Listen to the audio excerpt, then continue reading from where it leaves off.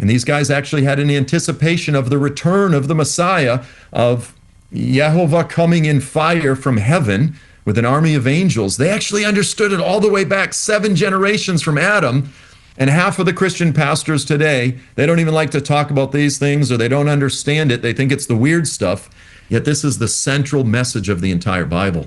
That kind of brings us to Yeshua's return, and so that's why we're talking about this for Yom Teruah. So they see, or Abraham saw my day, is what Yeshua says, right? And he even calls them a brood of vipers and all these type of things, and they are the seed of Satan. You know, that he actually calls them those things.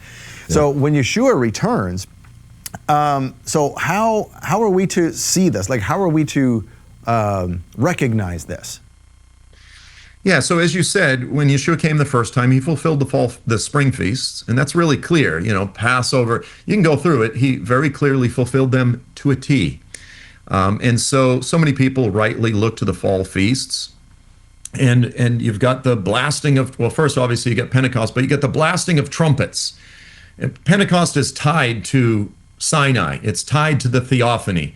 God coming down on the mountain and making covenant and entering into the new covenant and so forth. But trumpets, it was also very much tied to Sinai. And so, you know, I've touched on this before, but the theophany at Mount Sinai, God coming down on the mountain in thick clouds, with the blasting of the shofar, with the great earthquake, all of that imagery is appropriated and applied to the return of Jesus.